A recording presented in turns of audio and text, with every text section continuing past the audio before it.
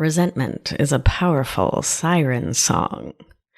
For a moment, when you feel hurt, it feels so good to blame someone else for how you feel, to tear them down, defending yourself. She's a monster, you mutter under your breath. She's the worst. But the thing about sirens is that they only lead your ship to crash on the rocks. Here, the certain doom of resentment lies in the blame, shame, guilt, and defensiveness that this thought habit breeds in your tender heart, keeping you from feeling powerful in your life. Always the subject of someone else's decisions, choices, stories, actions, and always seething in resentment about it. That's not how I want you to live, my love. Another way is possible. Does a life with less resentment sound like a beautiful thing? Sure has been in my life. Keep listening, my love. It's gonna be a good one. You're listening to Feminist Wellness, the only podcast that combines functional medicine, life coaching, and feminism to teach smart women how to reclaim their power and restore their health. Here's your host, nurse practitioner, functional medicine expert, herbalist, and life coach, Victoria Albina.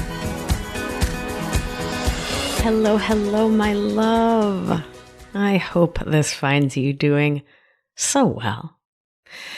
So this episode comes out on May 1st, 2020, during the time of the COVID-19 pandemic, and May 3rd marks 2 months since I have actually really left my house. I went into quarantine early, thanks to some dear friends at CDC NIH who told me, don't leave the house, cancel breathwork.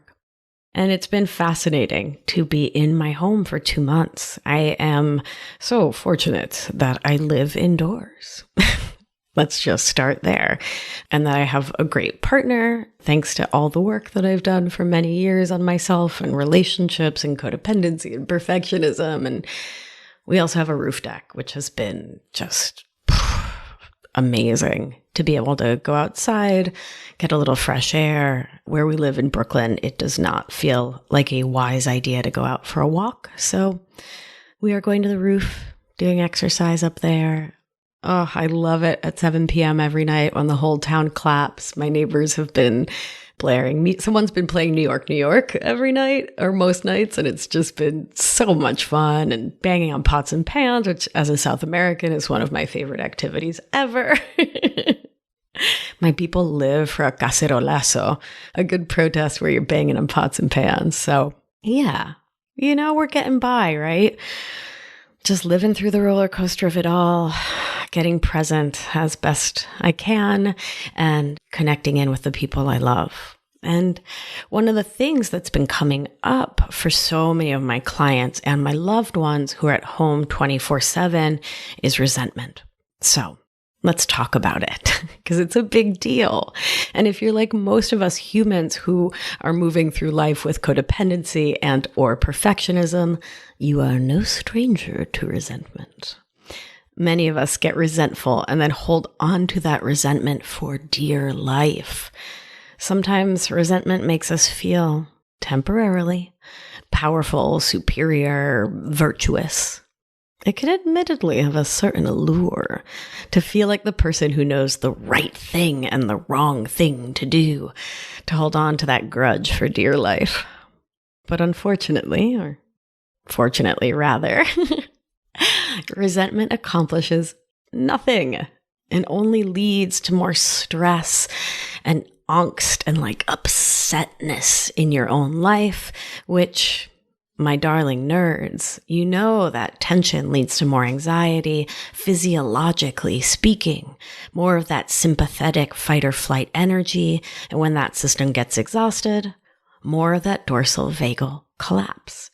And if you're new to the show or you're new to polyvagal theory, please check out episode 61, where I nerd out so hard all about it.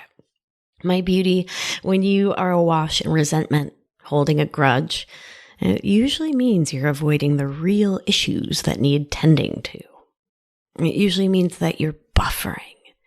And when unresolved, resentment and the issues beneath it can really damage our relationships with others and, most importantly, with yourself. Choosing resentment is like drinking poison and expecting the other person to die. I'd go so far as to say that holding on to resentment is one of the most harmful things you can do to yourself and those you love. And yes, being resentful is both a feeling and an action. So let's start with an example. I was talking recently with my client Hilda, who is in the midst of a resentment spiral in her own mind. Over the last few weeks of quarantine, she and her partner Taryn have gotten into the habit of calling Hilda's parents with their 2-year-old on Saturday mornings.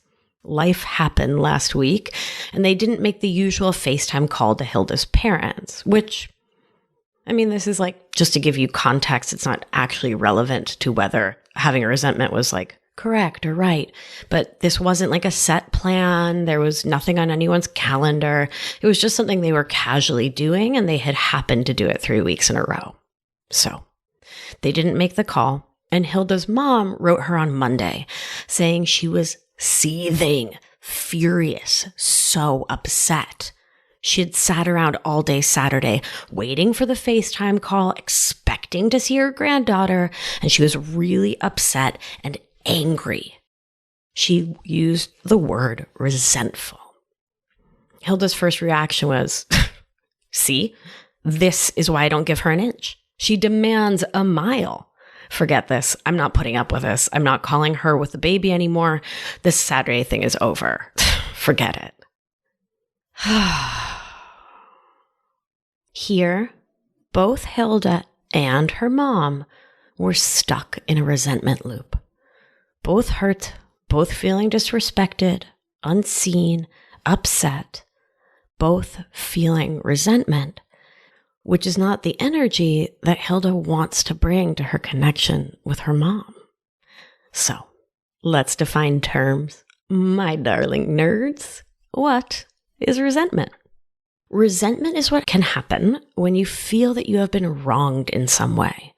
When the story goes that someone else did something to you and you're holding a grudge about it. The feeling of resentment can often carry shame, annoyance, irritation, as well as anger, and can also bring with it that hallmark of the grudge, a desire for revenge, to make someone else feel as bad as they made you feel. And if you know about emotional childhood and emotional adulthood, which are episodes 23 and 24, you know how I feel on the story, someone else made me feel something. So let's zoom out like we do, and let's look at the language we use here. It's so common to hear someone say, I resent your implication about me. And that's the thing with resentment. You are making someone else's thoughts, feelings, actions have the result of affecting you, which we know as scholars and students of the thought work protocol and think, feel, act cycle is actually not possible. The key difference here between anger and resentment is that anger is generally recognized as being a response to your thoughts about an incident. And it's important to note that I love anger. It can be a totally healthy response, and we need anger, and we need to let it out of our bodies. So the example may go, he did X, I feel Y about it, I feel anger. Resentment, on the other hand, is more of an internal game. It's a defense of your ego, your sense of self, the story about who you are in the world, your sense of being an I in the world, your identity. All the words, stories, experiences attached to it. So resentment touches into that. It goes, someone did something to me. There's a personalization. And when you're in this framework, as we so often note, the rest of the world gets clouded. And you're unable to step back, zoom out, see the other person's point of view, see the ways from emotional adulthood that it's not about you, and you oversimplify. Your ability to experience other people as changing creatures, humans who are in their own think, feel, act cycle, all of that is lost. It goes, this one time she didn't show up for me, she never will. And with resentment, because you're trying to protect your sense of self and your ego, this way of looking at the world becomes the glasses you see the whole world through. Like everyone is out to get you. Everyone is doing things to you. It's all about you. Unchecked, resentment is the best way to turn any relationship into a flaming dumpster fire and can lead to a lot of pain. Let's back up and say the same thing more simply. When your kid brother kicks you, you get angry. You say, "Ew, David, you're such a jerk." The energy is outward. He did a thing and I'm mad at him for doing a thing. Anger, important. We get to learn to express it, to feel it, let it out. When you're in resentment, you take it inward and make it mean, I am bad for them to have done this to me. And so, in response, you need to make them bad. Because whatever happened is about your ego, and ego must be defended. So you get defensive. That makes sense. But the thing is, defensive never wins. It just makes you all the angrier, and the more resentful, it fuels that fire. And what's so fascinating is that when resentment is your thought habit, you can go to 10 out of 10 resentful, filling up with bitterness, anger, upset in your mind, body, spirit, whether someone just killed your pet albatross or someone forgot to send you a thank you card, right? It runs through to the extremes. And it affects all experiences. In a world full of injustice, humans choosing actions that we can perceive as hostility, as rudeness, there's almost always some reason for you to choose to feel resentful, to take it personally and make it about you if you want to go there in your mind, if it's your thought habit. Maybe you didn't get the promotion you feel you deserved. Someone cut you off in traffic, or back in the pre-COVID days, you got bumped on the bus.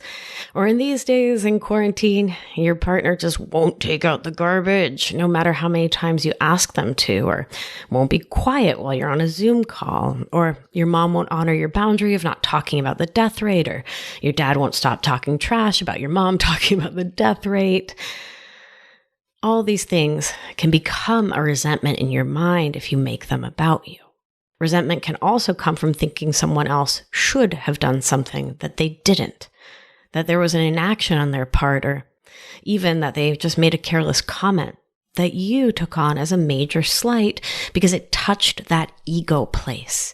It triggered that old defense mechanism that likely comes from your childhood.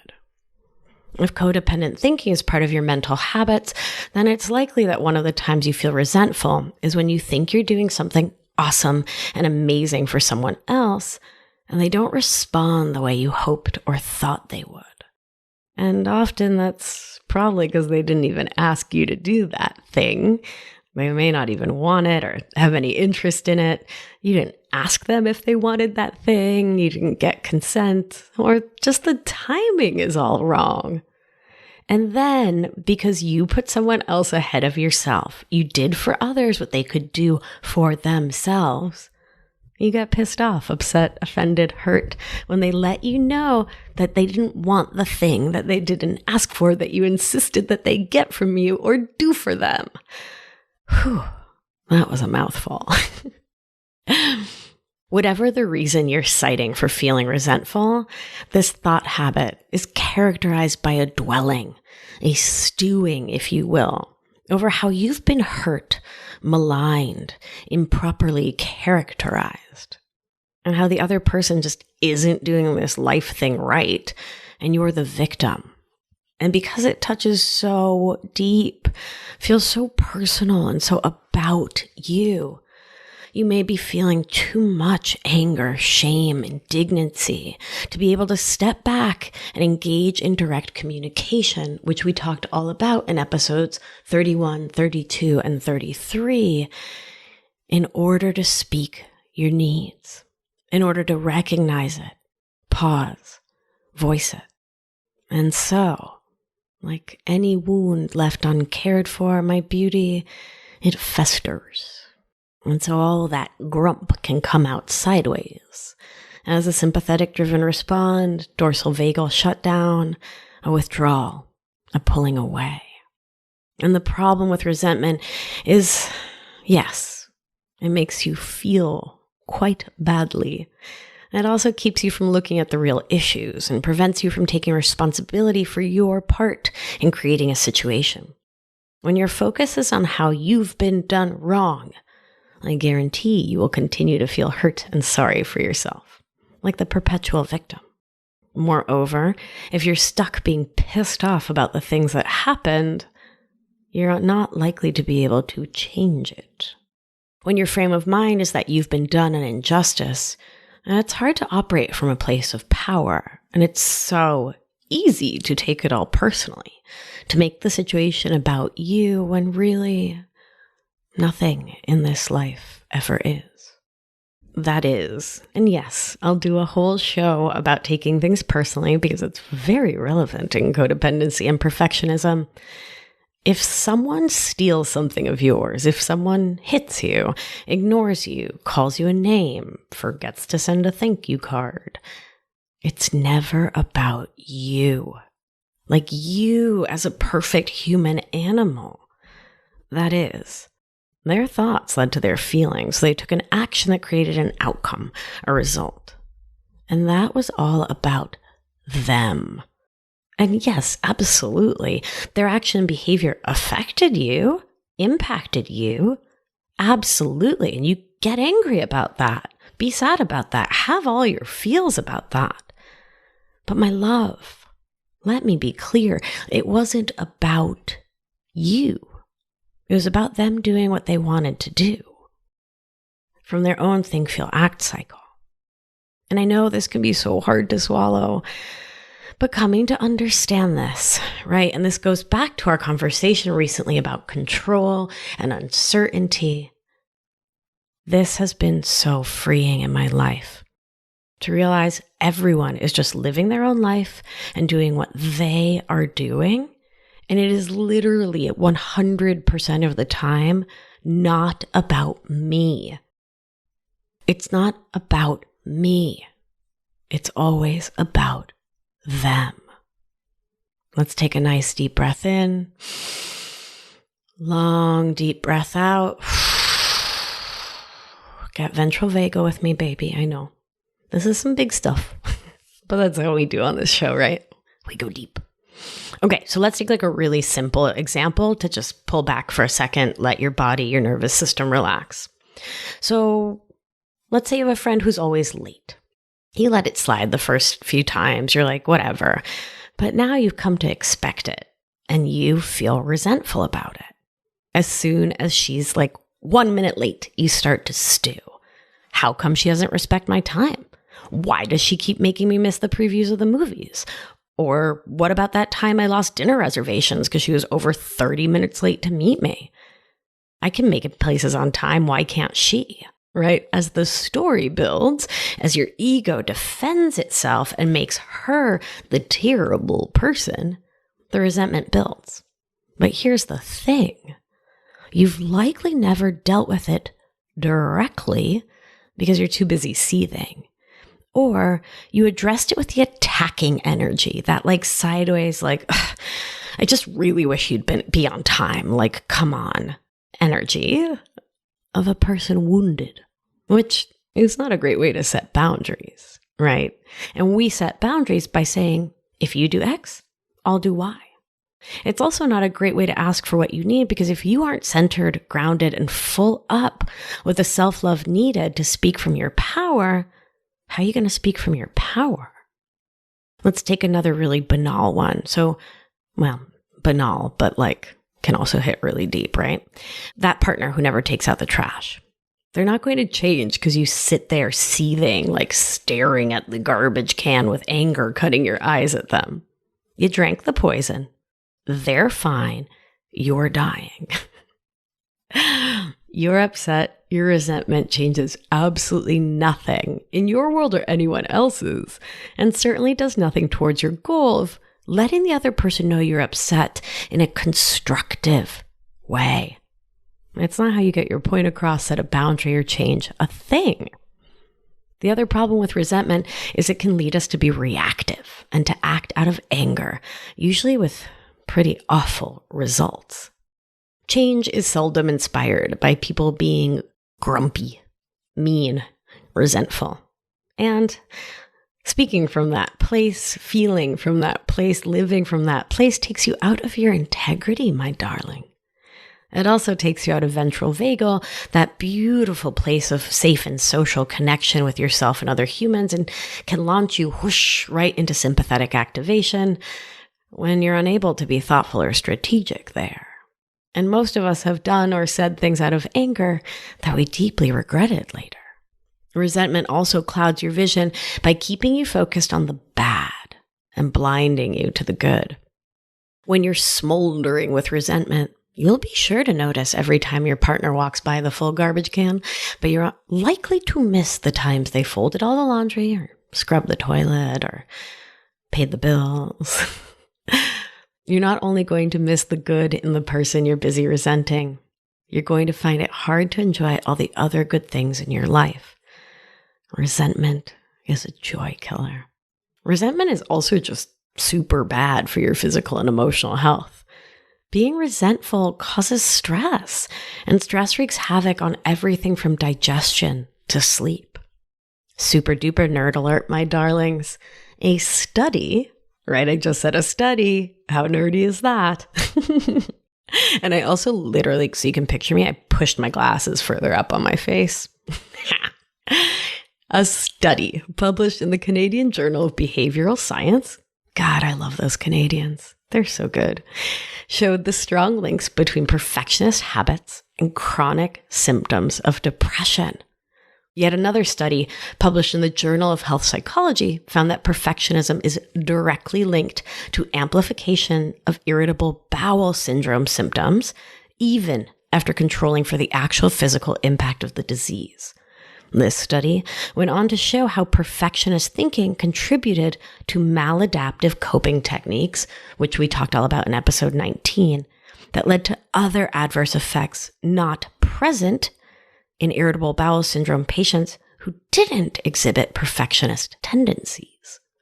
And there are many more similar studies out there, too many for us to even begin to list here. My love, resentment, codependency, and perfectionism go hand in hand. They're like little triplets. And we've defined resentment as when you take someone else's behavior personally, make it a slight to your ego. And if that's not part and parcel of perfectionism, I don't know what is. So as a full-on nerd, I feel safe extrapolating this data about perfectionism to our thinking about stewing in resentment. What's also fascinating is that sometimes, particularly in this context, this morass of perfectionist and codependent thinking, we can resent others for giving themselves what we are challenged to give ourselves. That is, we judge others harshly for not holding themselves to the same painfully high standards we hold ourselves to. For example, when these habits were my norm, I found it so challenging to allow myself to relax. I was constantly running around the house and the world like a little Vic tornado, always doing. And I remember resenting the crap out of my sweetheart, who was a pro at relaxing. And the story in my head, and this was not at the level of consciousness, right? I recognized it later doing thought work.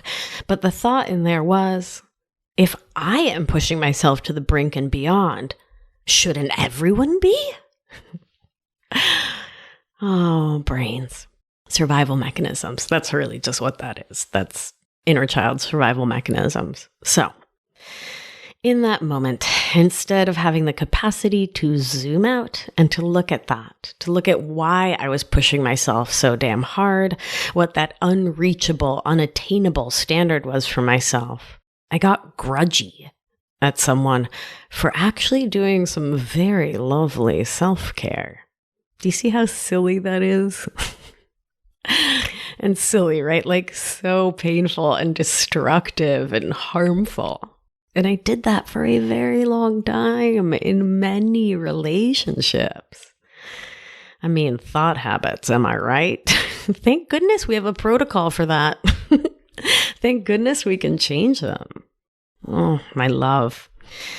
No matter how good it feels in the moment, resentment is a dead end for you and the people you love.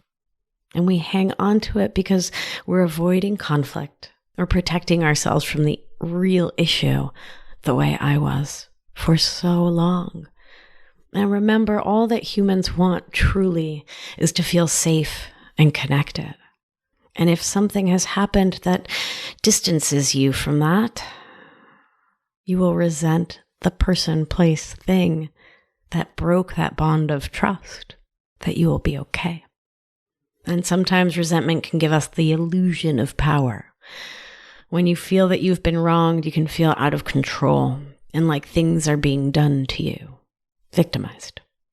Responding by seething internally with resentment versus standing firm in your anger and saying, that was effed up, that was not okay. And to be clear, big fan of the latter. But holding on to it as resentment can temporarily make you feel like you have power, as if you're taking action and regaining control. In contrast, stopping and admitting, oof, that hurt, can be really challenging.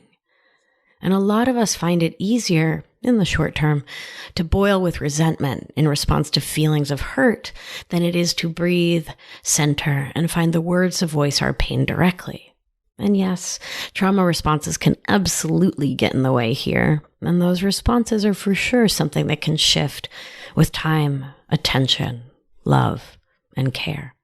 Resentment is also a way to avoid taking responsibility. It's way easier to point the finger at others for the problems in your life than it is to examine how you may be contributing to them. And many of us are simply conditioned to respond with resentment. It's what you've always done and perhaps what you've always seen modeled by the people in your life. I know this was the case for me, for sure. So, what's a human to do? What's the remedy?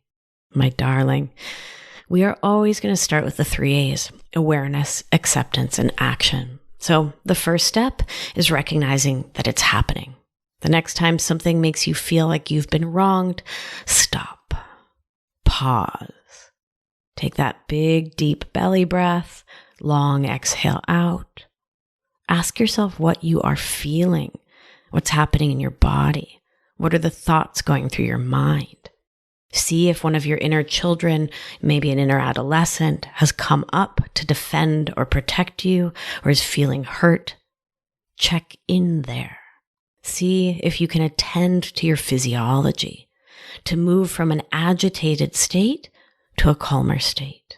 Again, deep breathing into your belly, long breath out. Maybe drink some water, go for a walk. Sometimes it helps to write about what's happening and get that cognitive distance. Anything you can do to hit pause and to not be ruled by your reactive self. Just note what's happening and create some space between your feelings and your reactions. Start there. Awareness, nervous system, attending to the inner child. And from there, you get to do the challenging work of accepting that resentment is part of your story. It's part of your habitual thought patterns, and that's okay. You get to be really tender with yourself as you work to accept, oh, wow, I did it again and again and again. And from there, only from there, skipping no steps, can you then begin to use the thought work protocol to take action. I want to make some very clear statements here. I'm not saying that things never need to change or that you should put up with hurtful behavior. And I'm very clear week after week that we do not stay in abusive relationships or situations ever. I'm never going to advise you to do thought work about a situation where someone is abusing you. Never. I want to support you to get out, to seek care. Right? Particularly during this quarantine, how challenging. So with that said, I want to remind you that no matter what you want to have change in your world, holding on to and responding, reacting from resentment will never yield the change you want and need. And being able to start to make change starts with dropping that reactive energy, the defensiveness, to recognize that it's poison. And it starts by parsing out what you can and can't change in a given situation so you can focus your human energy on the things within your control, namely your own thoughts and feelings. So let's go back to our simple example, your chore-hating partner. It's important to stop and ask yourself, what's my goal here and how can I best achieve it? If your goal is to make your partner feel bad or for you to feel righteous, chances are you know just how to do that. If your goal is to actually get your partner to partner with you and to do some chores, speaking from resentment is really unlikely to motivate more dishwashing or litter box cleanings. What would motivate your partner? Work with them to identify the reasons why they always forget. Figure out the barriers to doing things in a way that works for everyone. So let's go back to my client, Hilda, whose mom had gotten mad about a missed FaceTime call during this pandemic. Hilda's mom told her she was upset and hurt. And then Hilda got upset and hurt. And they both leaned right back into ages-long resentments about how they do and don't show up for each other. And here we came to see through our coaching work just how much this resentment was touching on some old stories about being worthy of love. Stories about the conditionality of love on the part of both Hilda and her mom. Hilda was making her mom's annoyance, her mom's response, mean that she was calling her a bad daughter, unreliable, not loving. And Hilda's mom was making the missed call mean that Hilda didn't respect her as a mother, as a grandmother, that she didn't hold her time to be valuable, which were all thoughts about herself and not about her daughter or a single missed phone call. And this situation happened within the context of a lot of codependency over many years. And Hilda's mom often saying things like, "You kids have no idea what I sacrificed to take care of the four of you," which is a thought framework really common in codependent thinking. Martyrdom, sainthood, savior thinking. So Hilda felt beholden to her mom, indebted for, just for being born. And she also resented that. So it's like this constant, chronic, painful layering of resentment on resentment on resentment. Each one taking the other's words to mean something about them as a person, about their value and worth. And so, of course, the ego seeks to defend. Makes perfect sense. And when Hilda was able to see all this, when we were able to do the zooming out that we do in our coaching calls, Hilda was able to shift the story to see how she was in resentment here and to recognize that her mom is both perfect because she was born that way and is also a limited human with her own skills and failings, capacities, narratives, her own thought, feelings, actions, results. Through this process, she began to shift out of that ego place. She began to drop the story that her mom's reaction was about her and to shift into acceptance, to see her mom's reaction as her mom's own reaction, to see that a circumstance happened, words were said, and staying resentful about it, holding that grudge, looking for revenge or retribution, which sounded like, forget this, we are not doing these calls anymore. That framework, in fact, just sows more discord, hurt, disconnection, the opposite of healing. If you find yourself, like Hilda, like so many of us, like me for most of my life, chronically resentful in that wicked codependent perfectionist way, that story that people aren't doing as much for you that you're doing for them, or thinking they aren't doing things perfectly and it's making you grumped inside, pause, breathe. Ask yourself why you're doing these things, why you're having these thoughts and continuing to think them, what your goal is, why you insist on universal perfection to your standards. Ask yourself, do these thoughts bring me joy or frustration or resentment? And consider letting others do for themselves what they are capable of doing and doing it to their own standards for their life. It's not yours to manage, my love. If you want something done in a particular way, you get to do it yourself for you. Similarly, if your story is that your partner isn't taking the garbage out to spite you and drive you bananas, you are going to stay pretty frustrated and upset. But if you can shift the story to recognize that your partner really doesn't notice when the garbage needs to go out, or is so preoccupied with other things it simply never occurs to them, or whatever their narrative is, and to therefore recognize it's not about you, you will likely find your resentment starts to dissipate. And you can then make a clean, clear decision for yourself from the place of radical acceptance of what is, from self-love and unconditional love for the world. And that always leads to better decision-making and better outcomes for you. Whether it's setting boundaries, stepping into conflict, speaking your voice, speaking your needs, or changing your story internally. If you need to take action, my love, take action. But whatever else you do, first, recognize and release resentment. Resentment never accomplishes a thing except keeping you in that wild place of attempting to control the uncontrollable and defending your ego at all costs. And that is no way to live, my darling. No way at all. Let's take a deep breath in, fill that belly, and long out. Keep breathing, my love. You've got this.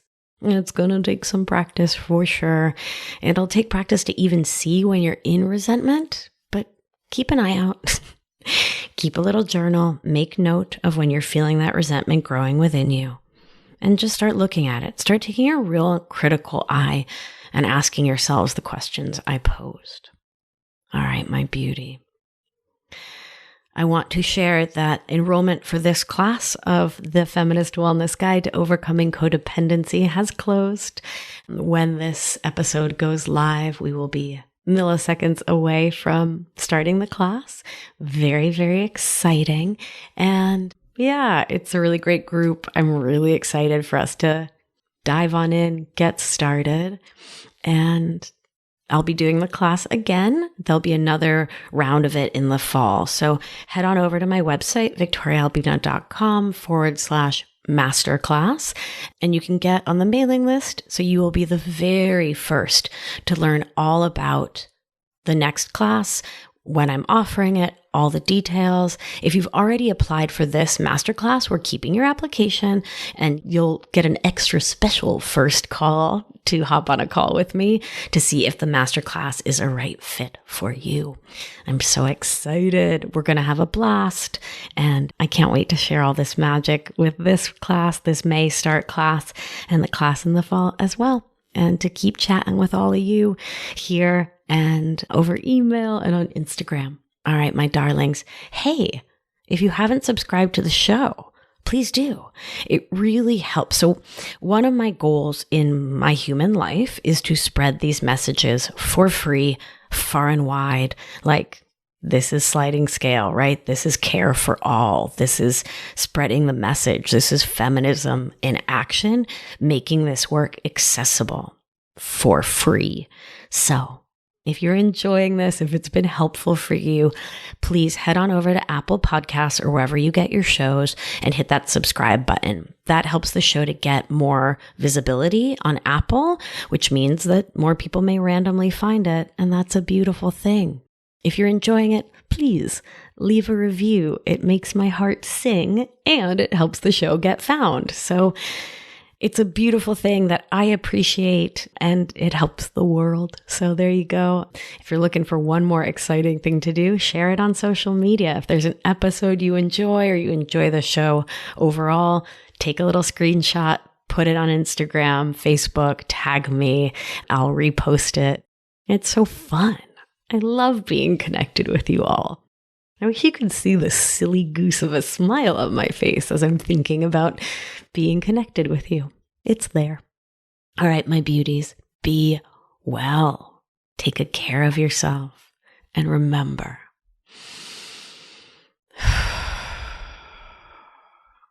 you are safe. You are held. You are loved.